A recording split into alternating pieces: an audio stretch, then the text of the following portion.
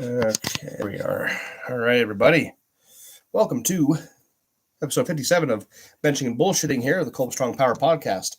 I've got my sodium water, of course, and I'm ready to go for about an hour. I have to keep about an hour because that seems to be pretty good timing for us. So let me just adjust my camera here, make sure everything is good to go. We are currently in our beautiful pink office. So there we go. All right. Yeah, I just started it a second ago. It should be live now. I usually start with Instagram and then I go to YouTube. Who do you consider as your powerlifting mentor? Well, I technically have two, possibly three. I'll start from the beginning. Adam Hicks was the first person that ever actually brought me under his wing as far as equipped lifting went. I had a crew, I had a bunch of people at the YMCA in New Philly, Ohio. But Adam Hicks is the one who actually said, "Hey, let's blow this fucking popsicle stand that is the YMCA. This place sucks. Let's go to Blackstone's," right? So he brought me to Blackstone's gym in West Lafayette, Ohio, and then I met his mentor, the guy that taught him everything he knows, Tracy Weiler, old Buck. And I call Tracy the Godfather because he taught Hicks, and then Hicks taught me, and then Hicks kind of dropped off the face of the planet. And there for a little while, got busy, had some kids, and then me and Tracy just kind of came together, and I've been friends with him ever since. I've known Tracy since I was 18 years old. I mean, Tracy's such a nice fucking dude. Then Michael Fabi helped me, trained me a lot, helped me a lot when I was at Iron Chamber. So I kind of have three of them as far as actual mentors. But yeah, Tracy Weiler and Adam Hicks are the ones who started this whole crazy journey that I've been on for the last 15 years competitively. So Maurice and Tony are on YouTube. Thanks, guys, for hopping on. And thank you all for the support. I appreciate that. So anyhow, yeah, we were at the American Pro this weekend. It was pretty cool. I got to meet LaHue. I got to see Philip. I got to see Dan Grigsby. I got to, Dan lives around here. Who else we got? God dang it, I can't remember. I'm not on or highly associated with the Raw side of the sport, so it's hard for me to keep track of everybody. I only know those three because I just know them personally. Anyhow, it was a cool meet. Seeing the production. If this was my first meet, if my first meet was the American Pro, every meet from that point forward, I'd be a little bit disappointed because of how big the production is, how truly magnificent a show that Micah and Anna put on. Did you meet John Hack? I didn't meet him, but I got to watch him compete, at least up until squat. So we left. It was kind of funny because Friday we were there most of the day. Our only limiting factor was the dog. We couldn't leave him alone for terribly long. So we were there from 10 to 5, maybe 10:30 to 5, came home. Saturday we went and benched because I'm not going to miss my workout. Went and benched, and then we were there in the afternoon. And that was the day I got to watch John Hack. I only got through squats before I had to go home, me and Katie. So, and then Sunday, it was flip-flopped. We were there in the morning from 10 to 3 or 3:30. We had to leave and go squat. So it flipped, but we were there most of the day, all 3 days, and it was pretty cool, man. It was very, very cool. Quite a show. I mean, when you're there in person, it's just there's lights and screens and graphics everywhere. It is quite the show. And it was right here in Manassas, Virginia. So our hometown and right in the same town that our gym is in. So that's pretty cool. And they got me up there in the room on Sunday. I went up there and I did an interview with them. I was walking. Laura Phelps was there with an athlete. Her and Kyle were there at the meet. And I was walking to take Kevin to go meet Laura Phelps because he'd never met her before. And I was walking through, and there's rooms upstairs. This building is the Salisbury Center. It was an old theater, and it got converted to something like a sports center. Different things are hosted, like the cage fights are hosted there sometimes. And I was walking to take Kevin to the back room where Laura was, and some people popped their head out of the top room and said, "Hey, Jimmy, hey, can you come upstairs?" I'm like, "Yeah, I'll come upstairs." And then introduced Laura to Kevin, or Kevin to Laura. Went upstairs and got interviewed on the spot. That was kind of cool. So anyhow, Tim Boy says, "What's up, Jimmy? Do you use a peaking protocol for a meet?" Short answer: no, I do not. If so, how many weeks out do you start sets, reps, etc.? Well, basically, I kind of figured out the last few competitions where my weights have been the absolute heaviest, and 3 months is a good training cycle. If I go more than 3 months really hard with these kind of weights, I start to slowly go backwards. So the next time, like for the Arnold, for example, I'm training for the Arnold as we speak. I just started my training for the Arnold this past Saturday. And I'm going to post a video from the weekend on YouTube here after the live is done of the top set that I hit that day. We went up to 1,200 pounds, which I have not handled 1,200 pounds since my competition. 1,200 pounds was my last warm up before attempting 1,400 for second and third attempts. So I handled 1,200 pounds for the first time this weekend. It was with really, really good success. So I don't really peak or anything like that. I just train heavy for about 3 months, and that's what leads me to these heavy weights. For the 1,400, I got the timing wrong. I trained for about 5 months, and I started to really go backwards. I'm really shocked that I was able to squeak out that 1,400 because it was so damn hard. I got the timing wrong. But I could have benched 1,450 had I competed in like May. So March, April, May, about 3 months into training for that meet, I could have benched 1,450 in May or early June. But like I said, got the timing wrong. And Chaplain David says 1,200 in poly or a band shirt. That was a band shirt. My poly needs alterations, so I'm sending that out to Anderson Powerlifting here shortly. I gotta get it washed first. You don't want to send dirty equipment in; they won't touch it. Which is, don't do that. that's nasty. So I used my band shirt only.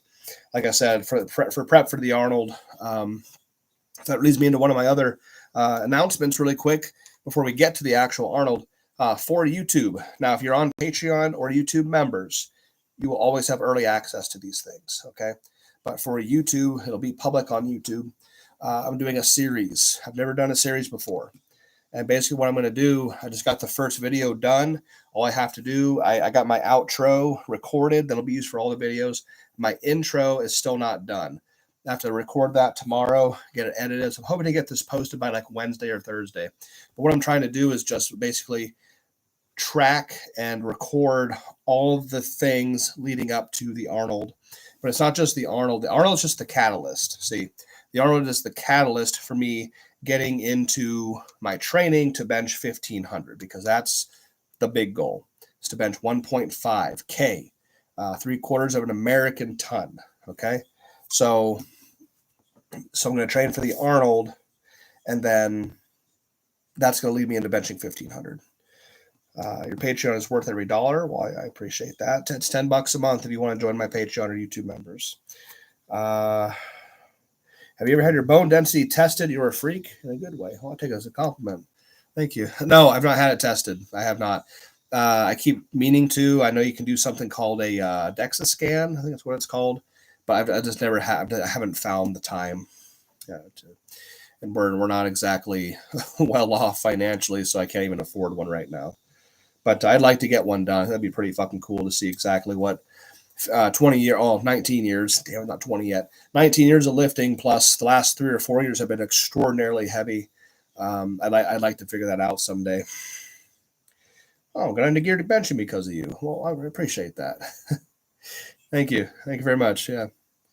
And Alex says, so we get a Ryan Kennelly and a Jimmy Kolb Road to the Arnold. Yes. And actually explicitly, I reached out to Ryan today to ask him out of respect. So he's a friend of mine and he's my hero.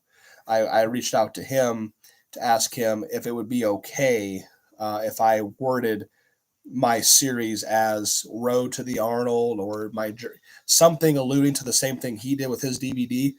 He absolutely gave me his blessing, and so he said absolutely. So yeah, I'm gonna do my own Road to the Arnold here. The first video is gonna be posted here just in a couple of days, so keep an eye on YouTube. Are you going past 1,400? Yes, I'm training to bench 1,500, as I've been talking about. That's why I'm making this new series for YouTube. Like I said, I'm going to train for the Arnold. And like I said, that's the beginning. That's the catalyst, getting me back into the heavy benching to eventually go and train to bench 1,500 pounds. Something I've noticed, everyone in the geared scene are so nice and welcoming. That's one other reason. That's a multitude. I have a laundry list around here somewhere of reasons why I like the geared community so much. Everybody just it's a team effort. You have crews. You have people doing the same thing you are. They understand how it's so hard. It's difficulty, the mastery and the skill. I've always found that as well. Absolutely. But safety spotter bars, I was maybe a quarter inch from racking. I just couldn't get there. 605 pounds. Well, awesome, Tony. Good to hear. Good to hear about that. Quarter inch from racking. All right. How can the human body even push so much weight? Your guess is as good as mine.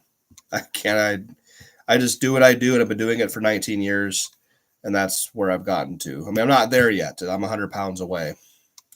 How are you feeling after 1,200? I felt great, dude. I did 7 reps with it. I haven't handled that much weight since the end of July. I went to a one board. I wanted to open up a can of man and just do it full range. But having not handled it in almost 3 months, probably more like 2.5 months, I went ahead and took it to a one board. But I hit it for 7 reps. So that's a good sign of things to come, I think. Got 4 full months till the Arnold. Okay. Canada Goose. That's a funny one. Do you have any recommendations for a first bench shirt? My raw bench is around 330. Go single ply poly, or you could possibly go with a single ply like F8, like from Anderson Powerlifting. We have both. You want something easy. You don't want to buy brand new. Buy something that's used. Just buy anything that's used. That's relatively the size you need. Something used will be much easier to learn. So used equipment, that's fine. Or if you want something brand new, go with like an F6 from Titan or Anderson Powerlifting, or a single ply F8, also from Anderson Powerlifting. Oh, Pierce. Okay, cool. I'll have to remember that now. Gotcha. After 19 years, have you ever experienced burnout? If not, was it the catalyst for the drive you possess? My drive has always been, what do I want to get out of the sport? My drive has never been like, I want to beat him and cross his name off, and beat him and cross his name off, and and go down this kill list of people that I wanted to surpass in the sport of powerlifting. I think Mark Bell alluded to him having a list of people that he would cross their names off. Every time he would beat somebody, he'd cross their name off and go down the list. I've never done that. I've always wanted to do what I want to do, the way I want to do it, and get as much out of the sport as I possibly can. That's my drive. So I've never, I can't say I've never experienced like lows. I really have. 2015 was not a good year for me. Not at all. I just bombed out of the Arnold. I bombed out of like 3 meets before that. I was sick of competing, didn't want to do it anymore. Stopped competing. I still lifted weights, but I wasn't competing. But my drive comes from, me. What do I want to do? What do I want to get out of the sport? Ooh, it's salty. Oh, wait. Anyhow, back to the YouTube series. Like I said, I'm really excited about it. I'm doing all the editing. I got to do the intro tomorrow, get it edited, have a certain way I want it to look. So keep an eye on YouTube for the new series. Probably something like Road to the Arnold, The Pursuit of 1,500. I think that's what I'm going to call it, because Ryan said that, because he was kind of brainstorming himself, like, you should call it this, Road to the Arnold, or just like The Pursuit of 1,500. So it's kind of both. Last time I did this live last week, I was talking about it, kind of thinking about ideas, what to call it.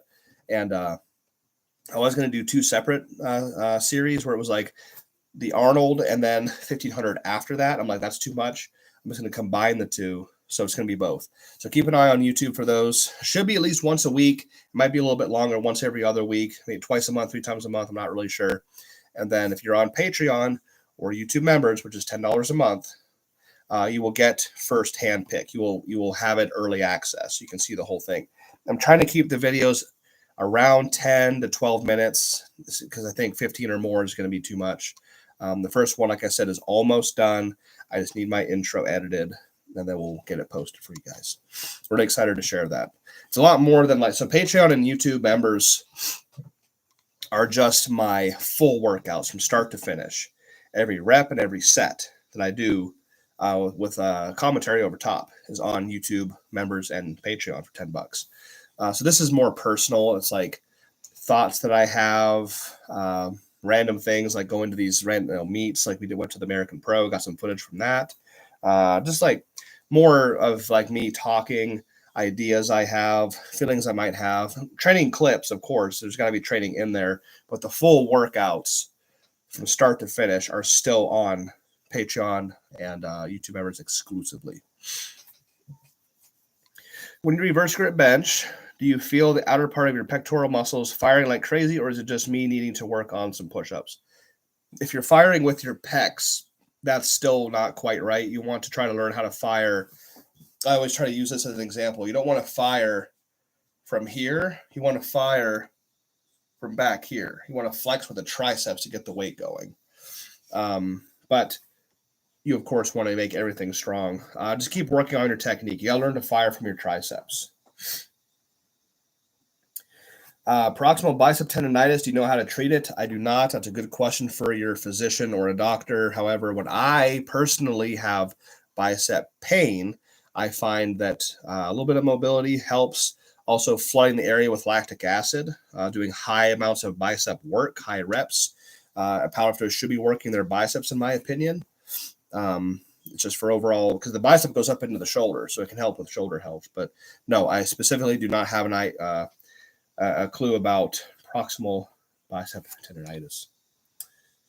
Okay. Going into a meet, do you try to handle the weight that you're going to be doing on the platform? Absolutely. Absolutely. You should not, the competition is not the time to be trying things you've never done before, in my opinion. I think you should handle that weight and more than your goal weight in the gym a lot to get your CNS prepared for it and your body and your general physical preparedness. You should not be going to the meet and trying something you've never done before. You want to make sure you can handle it in the gym plus some. Martinez Ronnie says, for us that want to learn more on technique on gear, which lifters and what things we should try to catch up in this WPO finals. I know that type of shirt play a role too. Learn more on technique. Which lifters? I'm not really paying attention to the WPO finals this year. I wish I was. Obviously, I know Dave Hoff's going to be there. That's the only person I'm for sure that I know for a fact is going to be there. Yeah, I know the type of shirt. I mean, WPO, it's going to be all polys. That's the way they want to keep it. I think that's fucking awesome. Leave it poly. Be that meat that it's the elite of the elite of the elite, and it's poly bench only. I think that's fucking awesome. Let's see. I watch the bar at all times. I don't look at the ceiling. You need to know where that bar is and what it's doing. Let's see. Maurice, you're so true about the equipped group. There's so much hate and jealousy with the raw group. From my experience, it's a lot more individualistic. You don't necessarily need to have a large crew of people to lift raw, so unless you need somebody to wrap your knees, that's one thing. Some guys wrap their own knees. They do their own self handoffs, in the bench. I see a lot more individualistic mindset when it comes to the raw side of the sport. I just don't align with that very well. I like groups of people all coming together and working together to do a common goal or reach a common goal. I align very highly with the equipped side. I've always done that, and I've always lifted equipped. I always want to do it that way. So, it's been a good time for me. So, real quick, I talked about my sodium water, of course, Element packets. I'm not sponsored by any supplement companies whatsoever. I don't want you guys to think I'm promoting. I'm just telling you what I like because it fucking works. Element, drinkelement.com. I drink 2 to 3 packets a day. Right now I've got 2 in here. This is my sodium canteen. It's my designated Element packet canteen. I can see how they Sent me some stickers. I love fucking stickers here. There we go. Salt dealer. But so I drink a lot of sodium. I think it's awesome. Also, I don't know if anybody's tried this brand before. One question here. What's your squat looking like? My heaviest squat right now in the gym has been 1,055. So on a Kmart bar, I've squatted 1,100. I got a lot of work to do though. I had a lot of work to do. So let's look. It's getting there. I don't know if anybody's ever tried this brand. Rule One. Not bad actually. I got this from muscleandstrength.com, kind of a discounted supplement store. This may have not have been for Muscle and Strength. This might have been bodybuilding.com. I can't remember, but I'm trying this brand out. I got good reviews. It's a whey blend. So it's got we got here. It's got whey protein concentrate, whey protein isolate, and hydrolyzed whey protein isolate. I know nothing about what the fuck those things mean, except that they're different types of whey. So this is a blend. This is actually the mint chocolate chip. It's actually pretty fucking good. It tastes like it's like melted mint chocolate ice cream. As close as that could be to like what a whey would taste like, but not bad. I've tried to split the difference right now with my calories. I'm not trying to ramp up my body weight or anything. So instead of my only protein source being weight gainer, I'm kind of splitting the difference. Like I said, now before a big workout, I pound the weight gainer. I want all the calories and all the energy. Throughout the day, I'm drinking just whey. So I got a whey product. I actually got two of these. I got the mint chocolate chip and then a 5-pound jug of just like normal, just their chocolate. So that's, I mean, if anybody's tried that, let me know. I don't know much about these guys, but from the site, it had good reviews. It's not bad. It's not a terrible product. I did, however, go back to what I know, and what I know is this is the greatest weight gainer ever fucking made.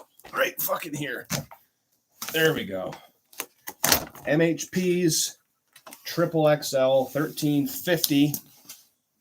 Oh boy. This shit is like drinking fucking candy.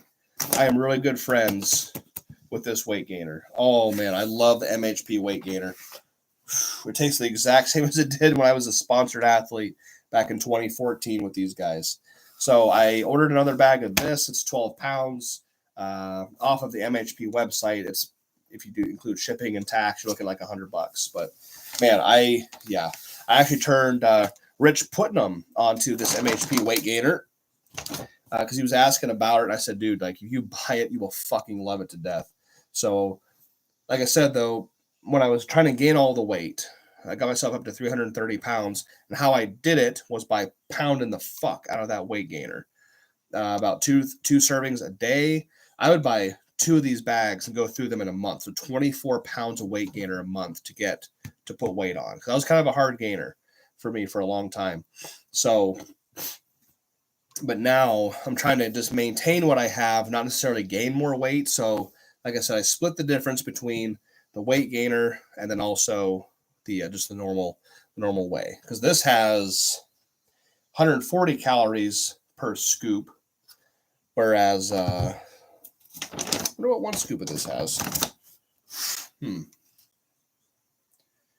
Well, 6 scoops has 1,350. So you divide 1,350 by 6.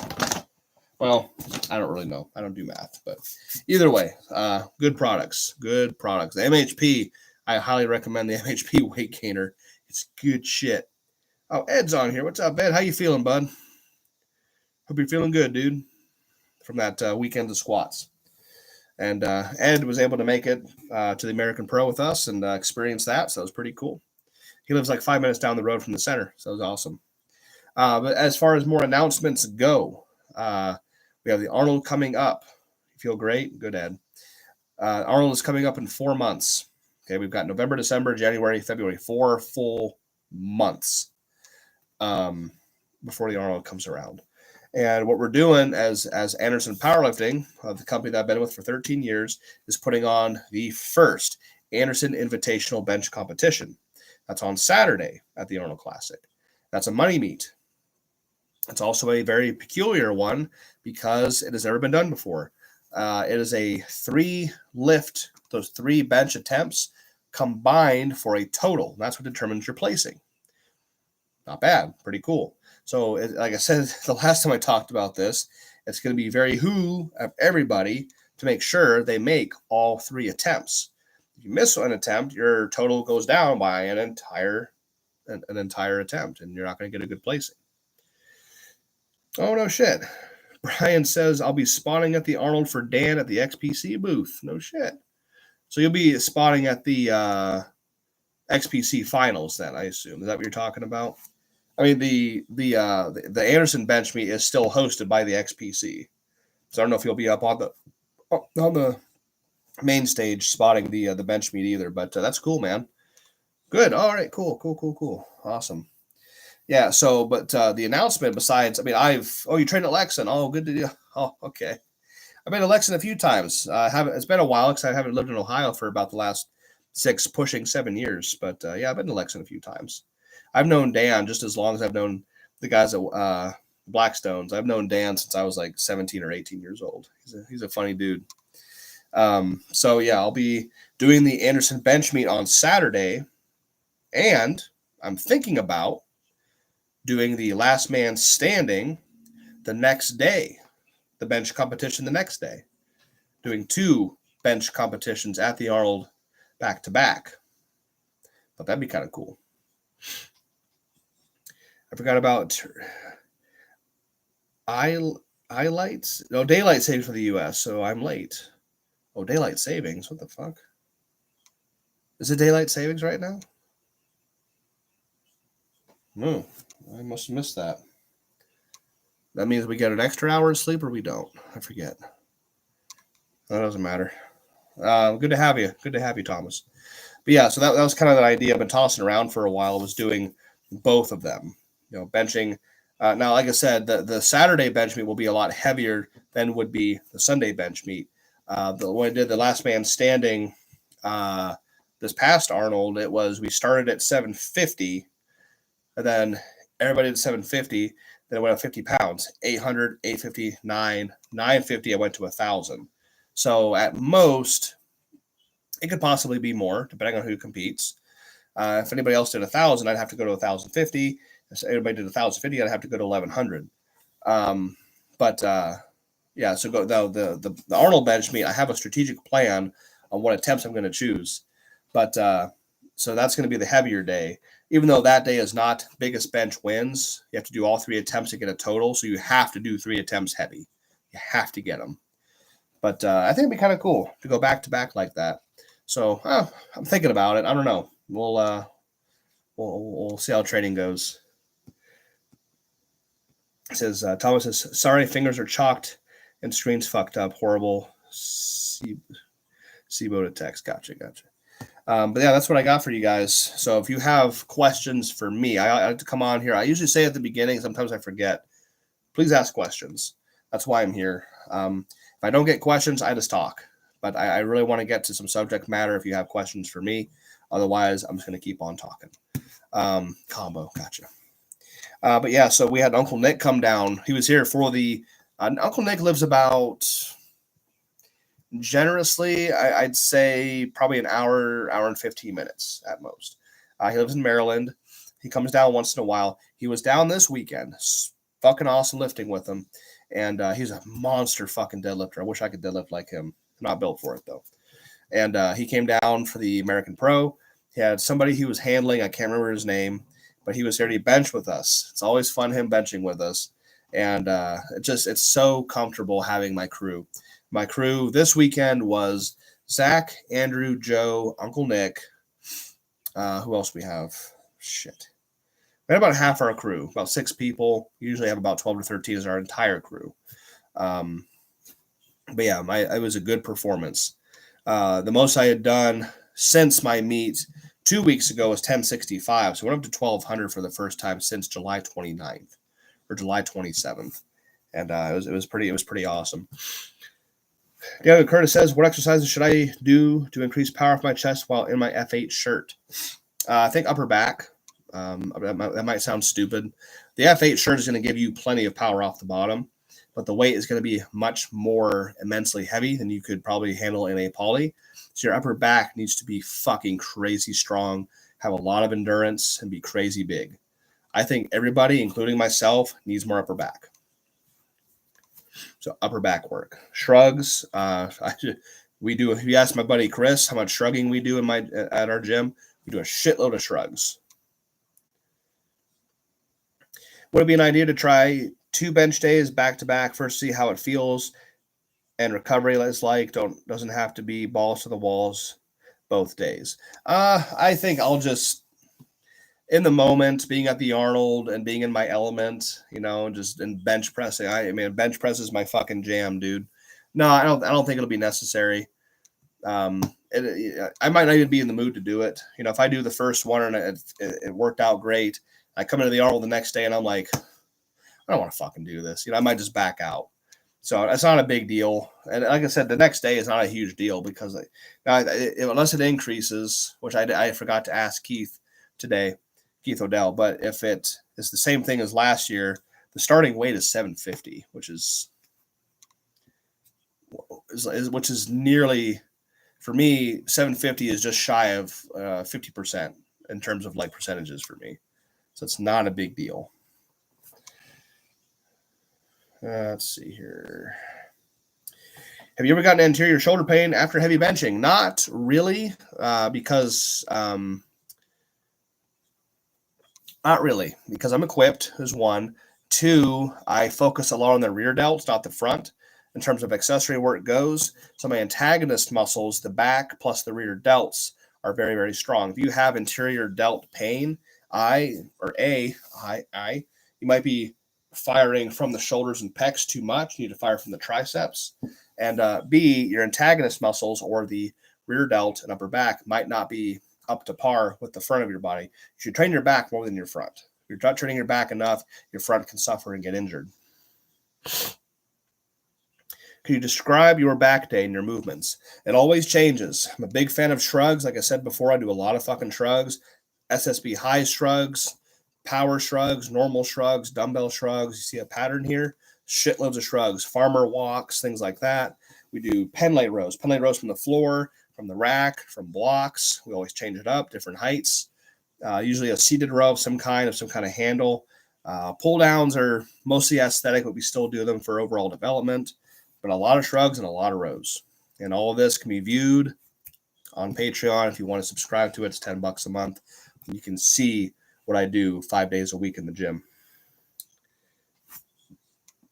Makes sense. You could just start at 800, then go 900, 1K. Just to stay ahead of 50 pounds. How many attempts, or is that not allowed? Yeah, you have to make the jumps that are prescribed like by the competition. So you can only make 50-pound jumps. So if you start at 7, I had to do 6 attempts at this last man standing because we started at 750 and then the bar went to 8. The bar went to 850 and then 950, 1,000. I did all 6 attempts. You can't like skip one. You have to. That's why that means also kind of strategic because you have to make sure you can do those small jumps. Please explain how shrugs partake in bench press, Jimmy. Well, if you think about the trapezius muscle is that big, cool muscle up here, right? Mine don't quite touch my ears yet. Kind of pissed off about that. I'm trying.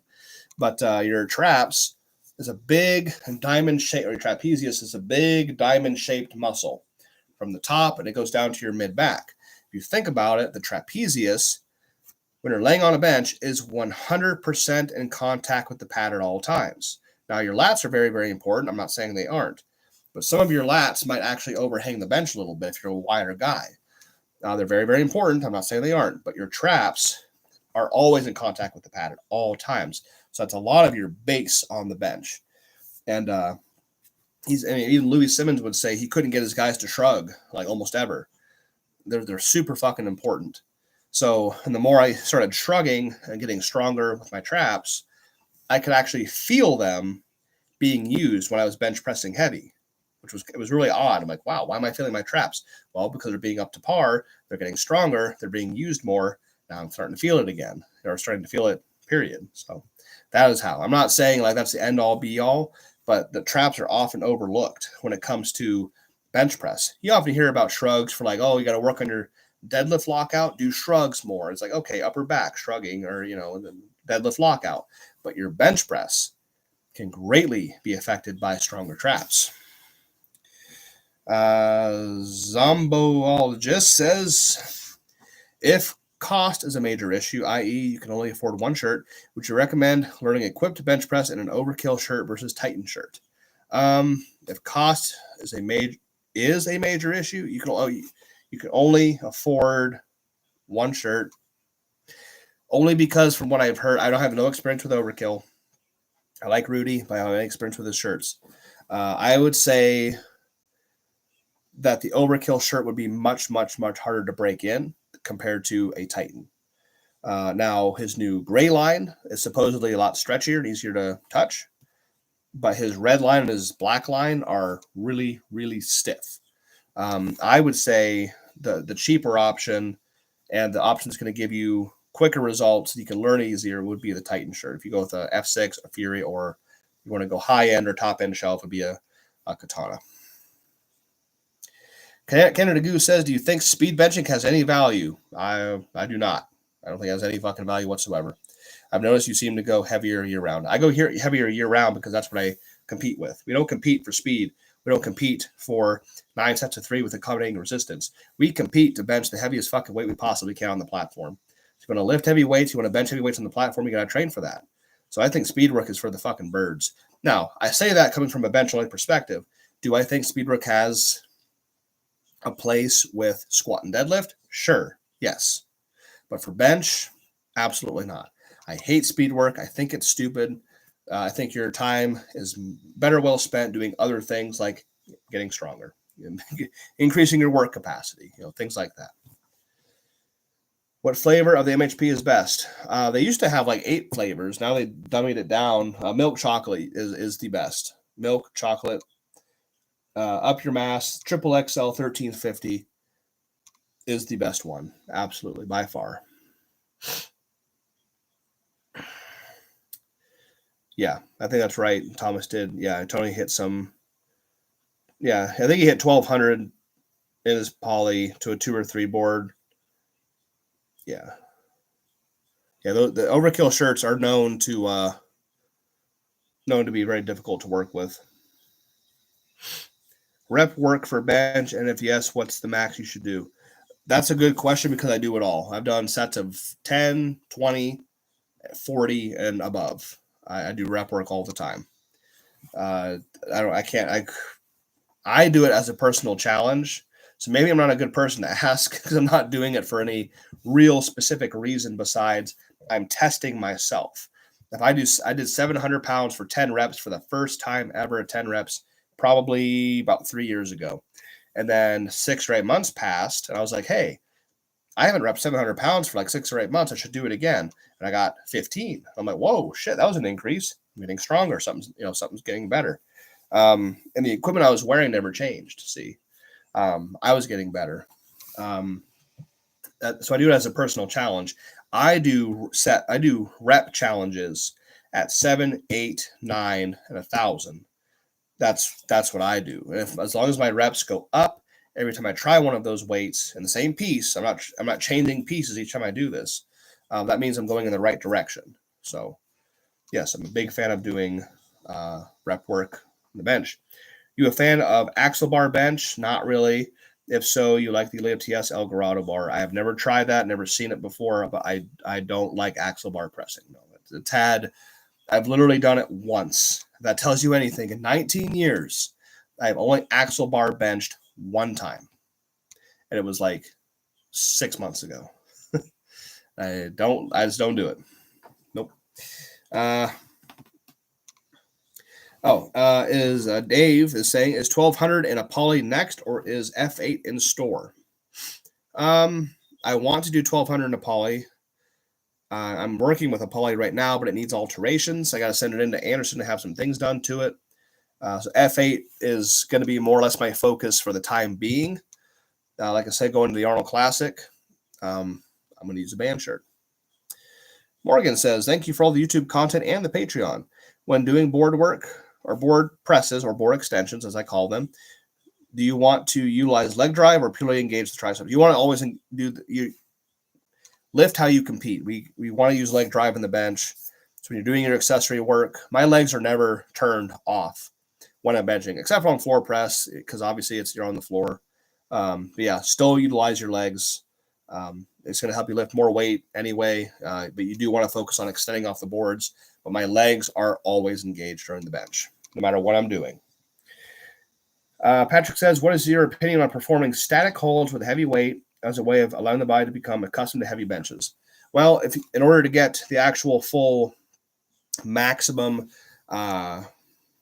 results out of a static hold, you should static hold upwards of 250 to 300 pounds above your current max, which is a lot of fucking weight. So if you're an 800-pound bencher, you need to be holding 1050 to 1100 fucking pounds as a static hold to actually gain some benefit. Yes, there's some benefit to it.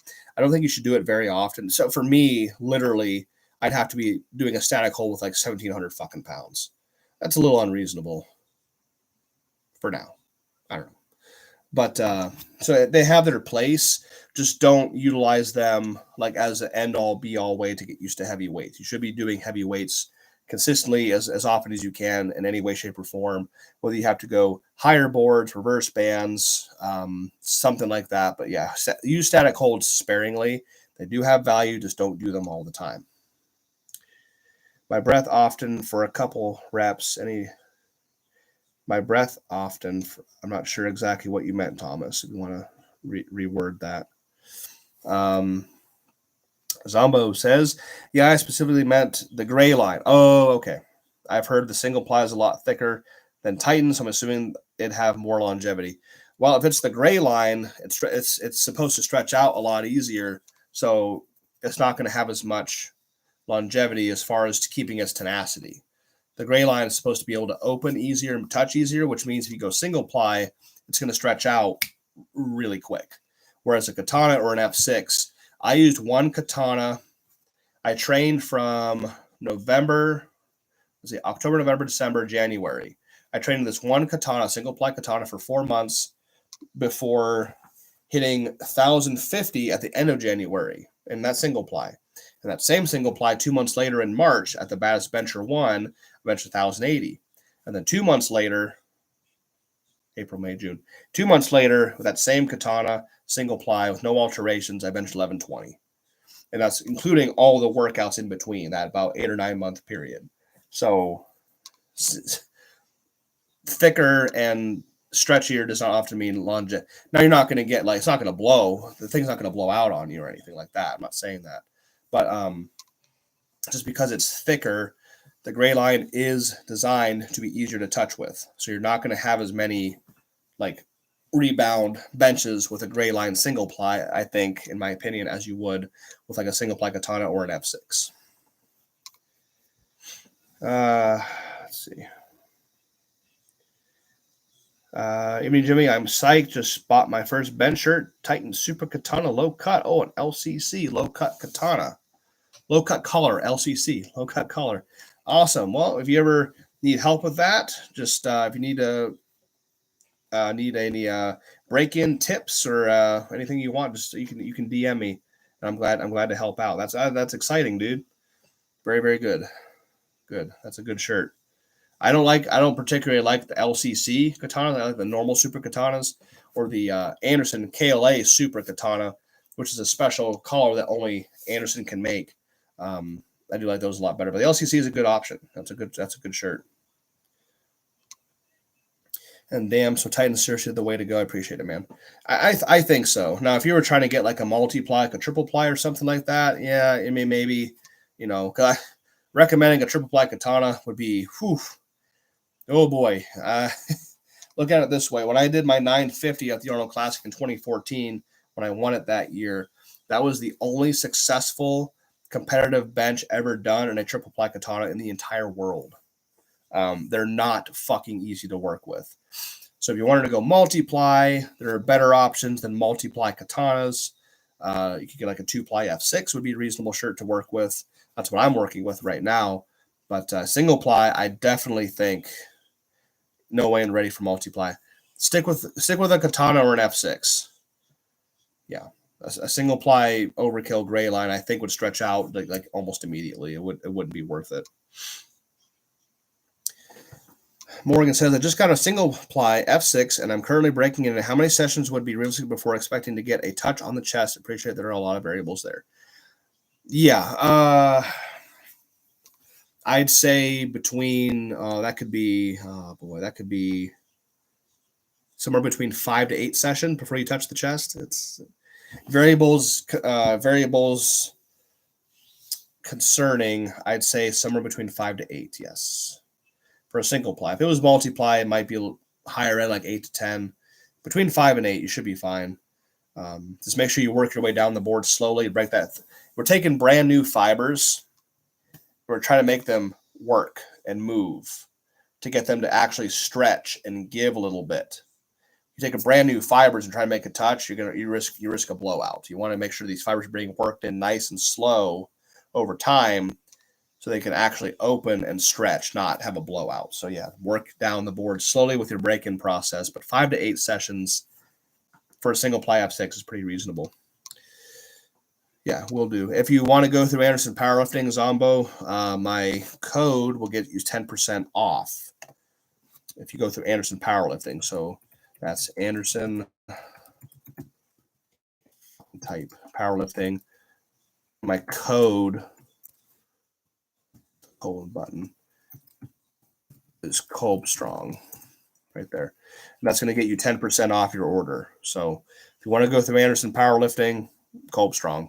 You can even call if you don't know your size. Just tell them that I sent you their way. They'll take care of you. And you can use that code right there for 10% off. He says, yeah, really looking forward to breaking in the shirt. That's low cut collar while learning how to use. I got my fucking, there we go. Learning how to use the gear properly. Yeah, dude, that's exciting. A low cut collar is a good option. I'm excited for you. Like I said, if you have trouble with it, you can always just reach out to me. No problem at all. Looks like Greg Powell hopped on. There's another really good option for you as well. Greg Powell is a good single ply poly bencher as well. So got 2 revenues right there. If you need help with anything, just let us know. Elbow pain. Mine is mild right now.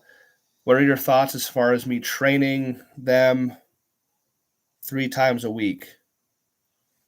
Your elbows? Yeah. That's not good. No, I'd say that's too much. If your elbows are in pain like that, I would not train them at all until the pain has subsided, or avoid the things that's making your elbows worse. I don't think that's a good thing. I really don't. Elbow pain for me has been fixed by doing extensions with the fingers. So we got these bands. You can buy them off Amazon. They're really cool. It's a band and it's got little finger holes. And that way it doesn't slide down. Like if you put a rubber band around your fingers and extend your finger, it rolls down your fucking hand. It's annoying. These bands have these little finger holes, and you can extend your fingers with this resistance band. That can really help with elbow pain. But I'm not sure what you mean by what are your thoughts as far as me training them 3 times a week. Are you talking about like you bench pressing 3 times a week? Or are you doing chest press 3 times a week? That's too much. Whatever you're doing is probably too much. For being around so many good gear lifters, I get the sense that slow and low is the way to go. Cheers, pal. Yeah, bro. Hey, again, just reach out if you need something. I like answering questions. You can send videos. I can look at things like that for you. So don't be afraid to do that. Triceps and bench. You're benching too much. You're benching way too much. Twice a week is optimal. 3 times a week is overtraining. So if your elbows are pissed off and getting sore, it's because you're bench pressing too much. You need to back off. That's like the plain Jane. You just need to back off. Mike Rodriguez, what's up? Jimmy, on my second cycle of your bench program, Bench Nationals is January 28th. Okay, so November, December. You got about 3 months. Okay. My question is, to peak for Nationals, do I back off 10 weeks? I ask because not sure if the last week is peak or deload. Thanks. So my programs are never designed to actually like peak. I don't peak. I just train. And oftentimes when I work with athletes during their last couple of weeks, I don't know how to peak. I don't know how to cycle and peak and do a meet. I've never done that. I don't train that way. But I work with people like David Harrington I'm working with right now. He's in Detroit. I told him like he's got to meet November 11th, so 2 weekends. And I said, hey, these last few workouts, I want you to take the reins and do what you want to do and do what you need to do because I don't want to fuck you up. So, yeah, it just depends. Again, the program is not designed. It's just designed to get you accustomed and used to handling heavy loads and get stronger that way. Not necessarily like, oh, use it to peak for a competition. That's not really the point of those programs. So I'd say yes, back off, because if you have to peak, or if you've peaked in the past and that's what you've always done for a meet, then you need to do that. Because my programming or my workouts are not designed for the peak. Yes. Yeah, I'm cool, bro. How are you? Get some look at my stickers real quick while I take my sodium swig real quick there. Look at all those stickers. Yeah. Got this from Chad Ikes for doing his podcast. Oh, I made that too strong. Oh, it's salty. Woo. Man, I gotta add more water next time. Tanner Strine, I'm not sure how to phrase the question, but I want to buy an F8 bench shirt, but I'm not sure what ply I get and how that affects competitions. And if they have a storefront, I may go up to Pennsylvania. If they have a storefront, I may go up to PA. Any advice? Well, the thing is with F8s, they are in what's called the Unlimited division. So it doesn't matter if you have a single ply F8, a 2, a 3, a quad, or plus. They have shirts that are thicker than that. It's all unlimited. It doesn't matter. So it's what you want to use and how much you want to get out of it. The single ply F8s are extraordinarily easy to use, easy to learn. That's why they're approved by Texas High School Powerlifting Association down there. That's a school-sanctioned sport, and the F8s are Texas High School approved. Now, if you want to go 2-ply, you're going to get a hell of a lot more out of it. The more layers, the more you're going to get out of it. Although the harder it is to be the size correctly, and it's going to be harder to. I mean, you're going to be using so much fucking weight. Does it ever go away? How to deal with it? Oh, that's two of the same. So Tanner, I need some more information out of you. I'm not sure what you mean by storefront and PA. If you want to just elaborate just a little bit more, I can help you out. Let's see. Morgan says, ever since I started doing equipped bench, I have noticed crazy pressure in my head, especially when lowering the bar. Training partners have this too. Does it ever go away? Nope, not really. It's always going to be there. You just get used to it. You kind of don't. It's distracting. The head pressure is distracting for a while. I get the raccoon eyes. I bust all my blood vessels around my eyes, down my nose, down my neck, down my chest. It's all busted out. It never goes away. It's always going to be there.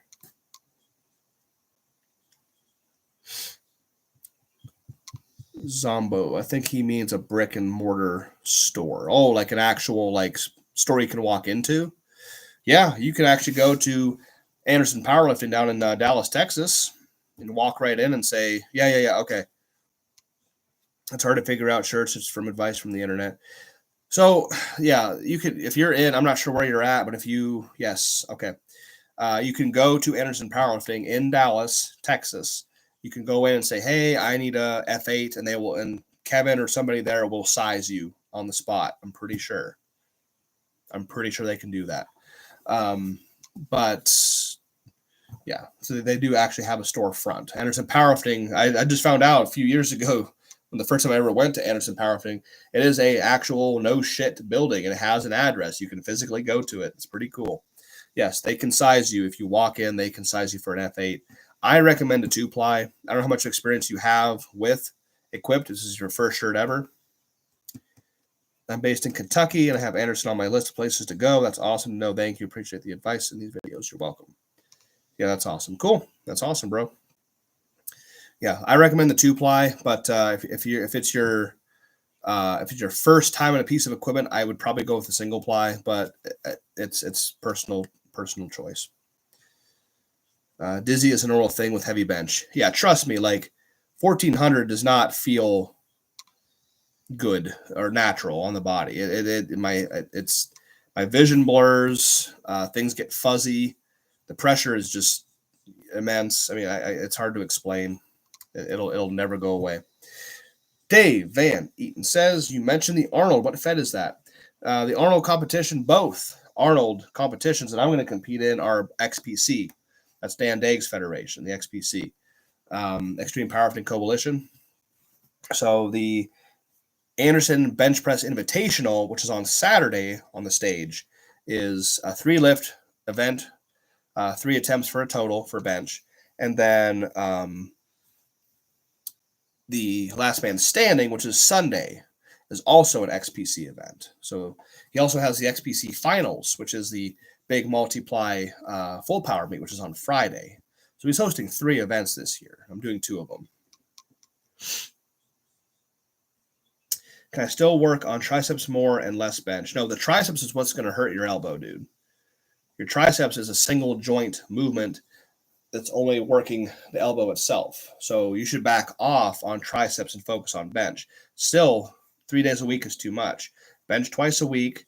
Back off on how much direct single joint tricep movements you are doing, because that's putting direct stress on your elbow. That's why it's still hurting you.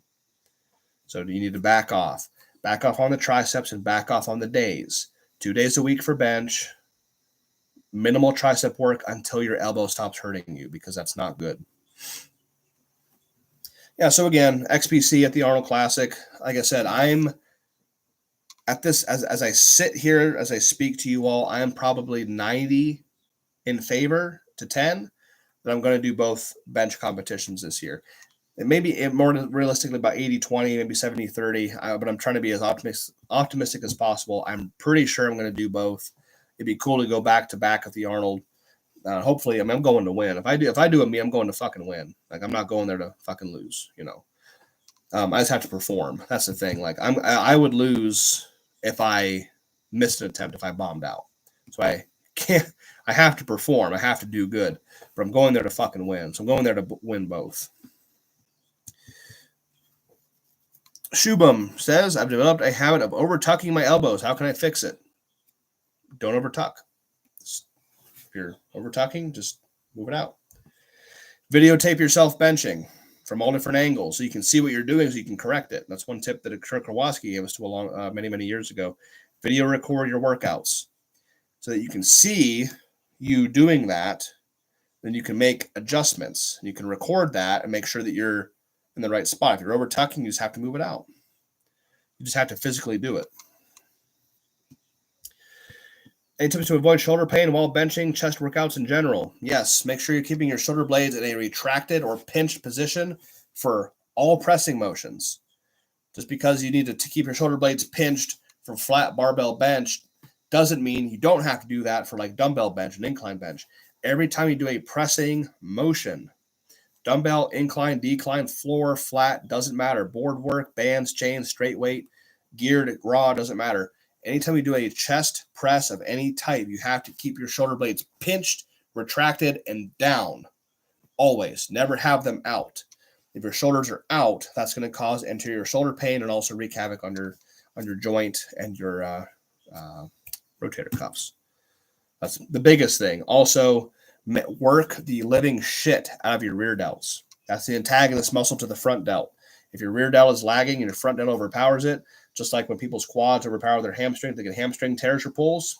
That's what happens. The antagonist muscle needs to be strong to equal to the front. Work your back more than the front. Let's see. Zombo says, yo, let me know if I'm blowing up your chat too much. You're not. Don't worry about it. But why do you prefer high shrugs? I tried them. How you demonstrate on the Left TS's page. Awesome. But Kelso shrugs created way less pain. I like highs shrugs with the SSB because I can use the most weight. I can shrug with more weight doing high shrugs than I can any other variation. I actually tried high shrugs last week with went to 900 pounds on high shrugs. And I was holding on to the power rack like this, and I picked it up, and I grabbed the handles, and everything started to close, and I fucking dropped it to the rack, and I almost passed out. That's never happened to me during a fucking shrug. But I like high shrugs the most. I don't know what I can use the most weight. It's an awesome movement. I do all types. Don't get me wrong. Kelso shrug. With the Kelso shrug, you're working the lower mid trap. You're not really working that top piece that you can see here.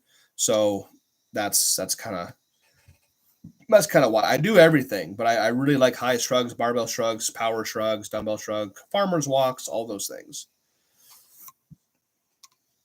Tony says, try high rep resistance bands for tricep work for a couple of weeks or so. This is for you over here. High reps will help work the soreness out. How did you first get into equipped benching? I assume you started raw. What was the journey like? Yes, I kind of alluded to that when I was doing my interview with the American Pro. She asked like how I got into it. The first 4 years of lifting, I just wanted to be that big, strong high school kid. I was just doing everything raw, doing overhead press and deadlift and rows and cleans and hang cleans and all those fucking things. And then about 4 years in, at the age of 18, I got my first bench shirt handed down to me by one of my mentors, Adam Hicks. He gave me a 2-ply Calvin Klein denim. I showed one on here last week. I got one from Ohio. I showed it here last week. But, and as soon as I started using it, I got hooked immediately. I had always wanted to get into that style of benching because seeing all those guys like Clay Brandenburg and Ryan Kennelly and Gene Richlack and everybody doing those things, but I didn't have the resources. And I finally got my first shirt, went to Blackstone's, the rest is history. So from 18 to 33 that I am now, I've been equipped benching. So it took me 15 years to go from my first official touch and press with a shirt was 550. It took me 15 years to go from 550 to 1400. So it's been a trip, man. Zombo says, note, I have seen a physical therapist because I've had a lot of injuries over the years. Car accident without a seatbelt. Ah, shit. Rocking 40 pounds every day when I was homeless, etc., etc. Oh, shit, dude. Sorry to hear that. Rucking. Oh, it says rucking, not rocking. It's like rocking back and forth. Rucking 40 pounds every day when I was homeless, etc., etc. We've been in that situation once before, my friend. So I feel you there. That's not fun. Glad you're doing better. It sounds like, though. Do I use a CPAP? Of course I have to use a fucking CPAP. I'm not fucking crazy. Oh, yeah, I do. Oh, shit. It's better for both of us. Now we both sleep better because I'm not fucking choking at night. Yeah, when you're big, you got a thick fucking neck, bro. I mean, you're yeah. I have been using a CPAP for almost 3 years. Hey, brother, I've been watching your videos. Does your advice also apply to raw natural lifters? I'm a natural lifter myself, so at least on that part, I'm not a raw lifter. I love equipped, but I am still natural. So yes, I like to talk everything, all sides of the sport, raw, equipped, drug-free or not. I think the advice could extend a lot of different clicks, I suppose. Kolb, in your opinion, how should one split up volume between main benching and variations accessories? Let's read that one more time. How should one split up volume between main benching and variation accessories? That's fucking my brain right now. I'm not even sure what that means. Maybe it's late. Split up volume. I don't know, bro. Okay, so it's for me. It always changes. I don't have a set plan. I go in. I do my main bench. That's the main thing. I'm doing the competitive lift or a variation of the competitive lift, whether it be high reps, heavy weight, multiple sets, or go to a max single or double. That. Now, when it comes to the accessory work, I think volume is key. Volume is key for accessory work. So dumbbell work, tricep work. I'm not saying I don't do heavy stuff for pecs and triceps. I do. I just think that you just need to look at what you need. If you need more muscle, if you need more endurance, if you need more strength, you need more grinding capability. So it's very, very like kind of an organic answer. It's very hard to like say it. So I can't, maybe I'm not a good person to ask because I don't really have a structure when I do my training. I just go in and I just do shit. I just fucking do shit. I have goals. I want to gain more muscle. I've been doing Operation Get Bigger Titties for a while because I don't have any fucking pecs. I'm trying to build those. So I'm really working on that. It's a lot. It's a lot of fucking details. So that's probably an overcomplicated answer. I think you just need to look at yourself and think or understand what you need and then train appropriately for that. Okay, that makes me glad. I've been asking people who bench half what you do and getting the opposite answer. Thanks, Cole. Play around with it, try to feel it out. Cool. Yeah, that's all it is, man. Like every single human being that's ever lived and is currently living and will ever fucking live are very, very unique. Everybody's unique. And if I would have told myself, like if I could go back and tell my 15-year-old self something, it'd be, don't try to copy what he does or he does or he does or do what Ryan does, or do what Scott does, or do what fucking Gene Richlack does. Just do what you know you need to do for you, because you're a completely unique individual. What works for him, and her, and him might not work for you. Because I was doing shit that was working for me personally. I was looking around, nobody else is training like that. I was like, well, that can't be right. That has to be wrong. Because nobody else is training like that. When in reality, that was working for me. That's why it's hard for me to coach people. I only have about 3 people I coach right now. Actually, 2. I'm down to 2 right now because I have a very hard time coaching others. Because what I do to be successful is what I do for me to be successful. It's hard for me to say, like, okay, because I just project and say, okay, we're going to do this. And I've burned people out before. I feel real fucking bad about it, because I don't take breaks. I don't deload, except in very rare circumstances. I deloaded, trust me, after I benched 1,400. I was really fucked up after that. Yeah, overall, it's just so hard for me to coach people because I can't adjust. I know what I need. It's hard for me to know what others need, because we're all different. Can you demonstrate how you wrap your wrists?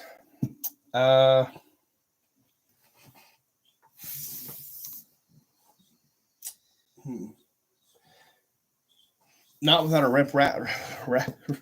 I'm getting tired. Not without a wrist wrap right here in front of me. I will say, see how my skin is dark right here and it's light up here. You guys can't really see with the light, but I got dark skin and light skin. That's where my wrap is. This is the back of my hand. See there? People wrap their wrists down here. It's so, you see in the USAPL all the fucking time. They wrap their wrists down here like this. Okay, my hand is the wrap. It's down here. You can still move your fucking wrist. This is not doing anything for you. You have to get the wrap up here on the back of your hand as high as you can. So my skin is darker right there. See how that dark skin and light skin? That's where my wrap sits, right fucking here on the back of my hand.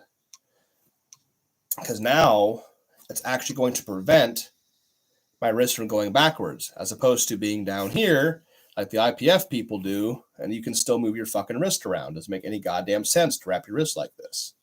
It's a wrist wrap, not a forearm wrap. So I go high on the back of the hand, low off the palm. So I'm not wrapping straight like this. I'm wrapping diagonal. High in the back of the hand, low off the palm. High in the back of the hand, low off the palm.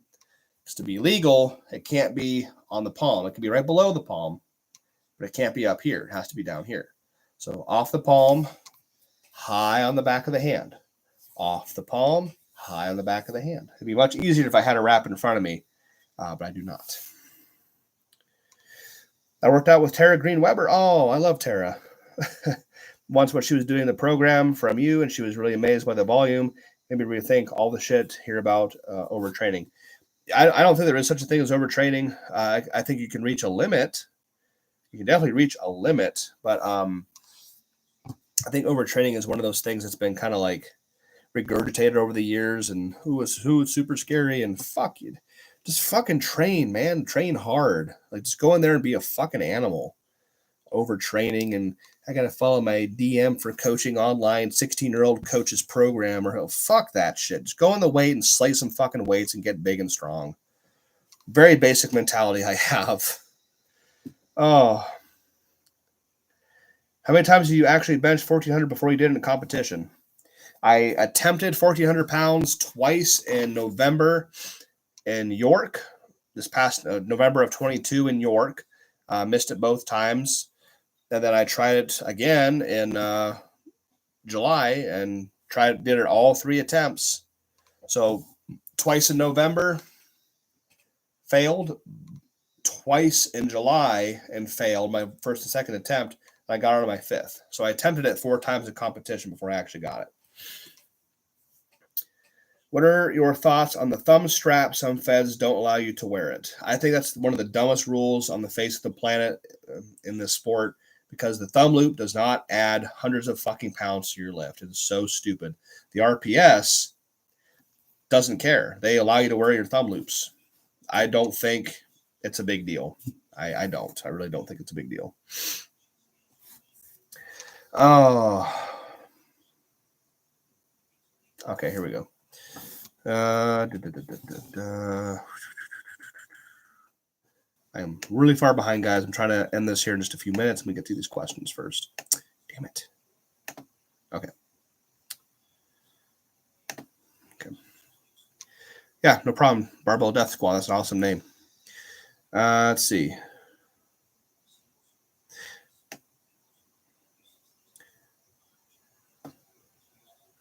I'm supposed to use one 385. This looks horribly uncomfortable. So he's talking about the CPAP. They can be at first.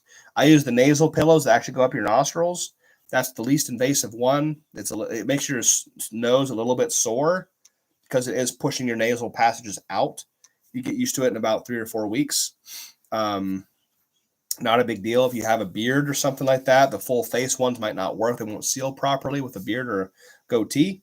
But yeah, you should definitely. It's going to improve your entire fucking, not just your lifting. It will improve your quality of just being a living, breathing human being. So you absolutely should probably do it. I highly recommend it. Consult your physician. I've heard conflicting advice. Re-grip with a shirt.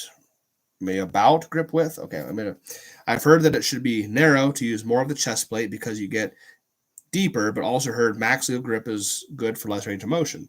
Well, I think it's max because you got to think too.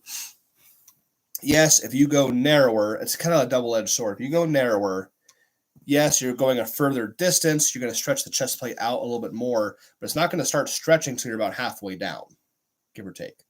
Now, if you go wide, you're actually pre-stretching the chest plate before the bar even leaves the rack. See, pre-chest the chest plate, bring the weight out, so it's already stretched.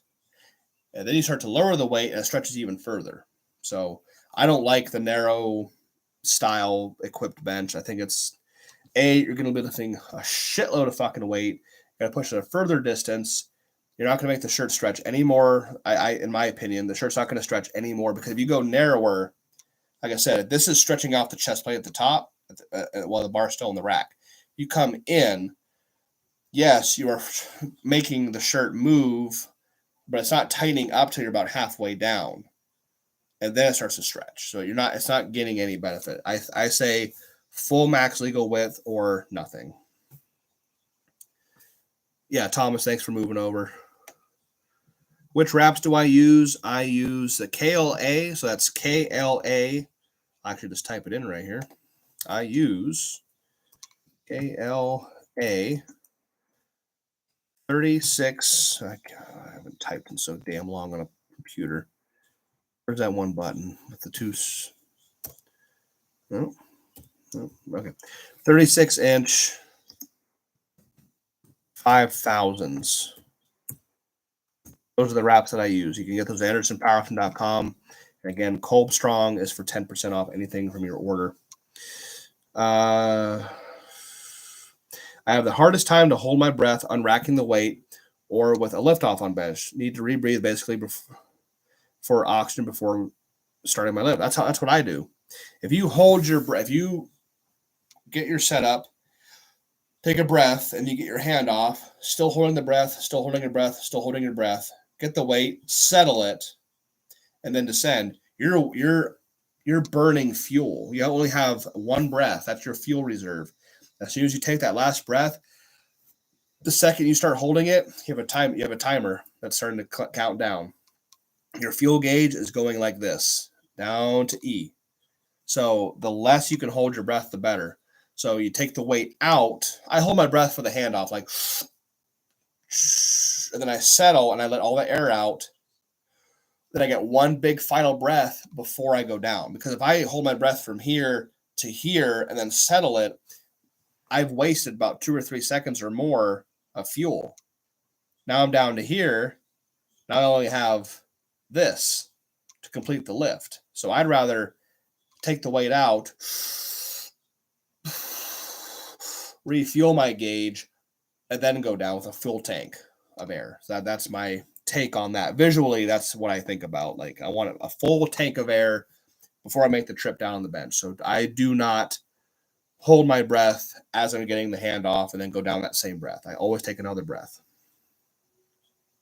Thomas says, holding my breath is not a problem most of the time for heavy 3s and 5s, or I only rebreathe once in that set. Any tips on to improve this from liftoff? Yeah. Oh, great analogy. Thank you. Yeah. For 3s and 5s, I mean, I look at, even if you're doing sets of 5, 10, I've done sets of 20 to 40 or more. Every rep should be treated as a single. So you need to breathe between every single rep. I missed one.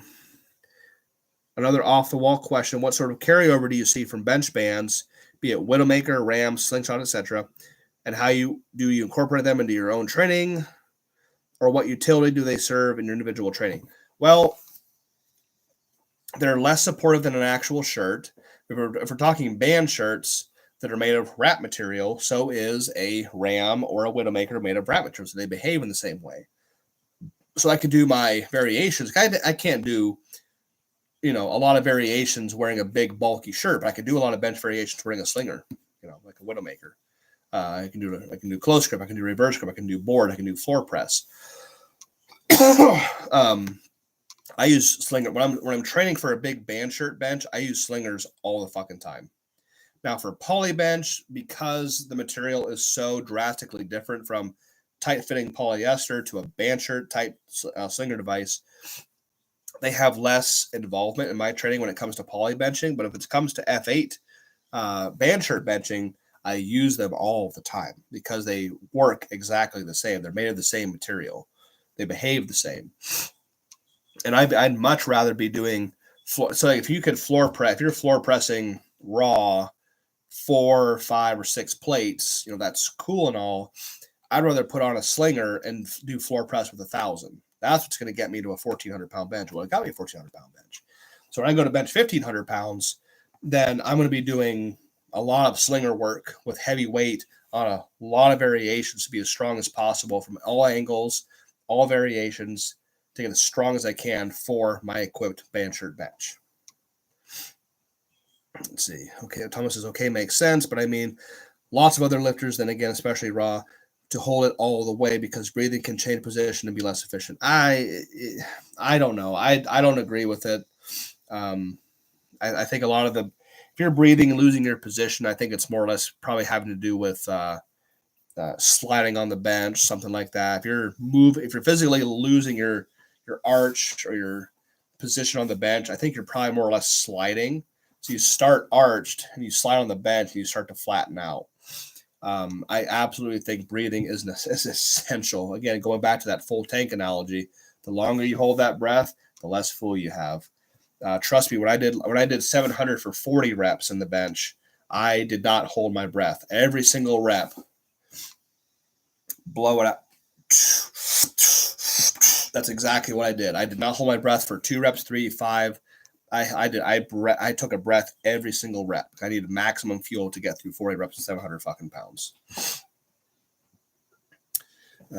What do you think about all this high intensity, one set type anti-volume training that's been making a comeback lately? No, you're not into bodybuilding.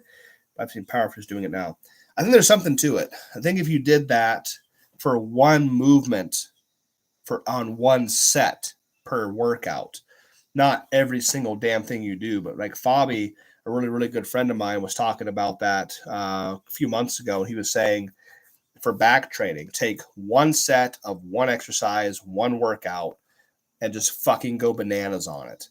Extended set, forced reps, rest pause, partial reps, whatever you can fucking do, or all of those things. But that's for one set on one movement, one time a day, or one time a workout. Doing that shit. So I don't know if that means like they're doing it for every fucking workout or not, but I don't think that would be a good thing for like every single workout, every single movement. I have started doing reverse grip bench presses, sweet, and upper back work after seeing how big of a advocate of that you are, and not going to lie, it's doing wonders to my bench. Well, fantastic. I'm glad to hear that. If this information can get anybody any amount of percent on any kind of bench, that's why I'm doing this, is to answer you guys' questions and to also just rant and bullshit. This is benching and bullshitting, you know.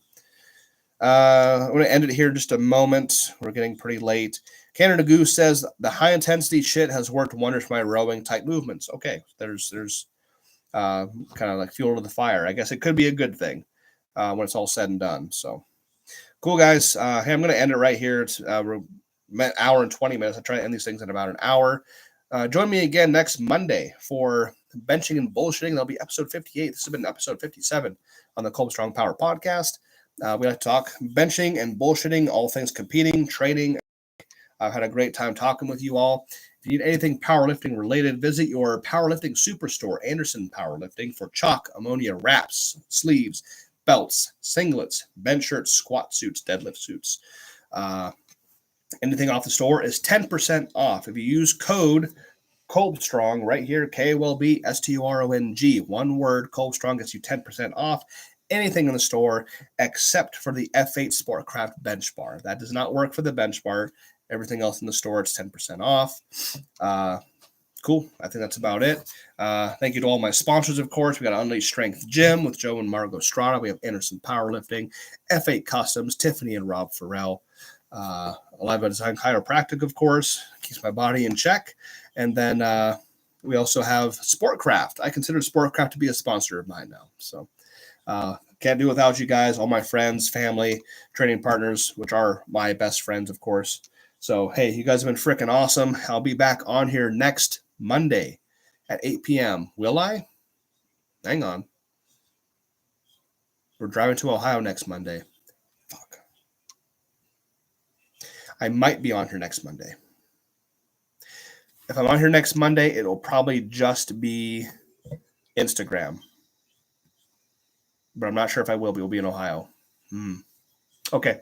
Anyhow, if I am on here next week, it'll be 8 p.m. Eastern Standard Time. So until then, hey, everybody stay strong. Have a good rest of your Monday night.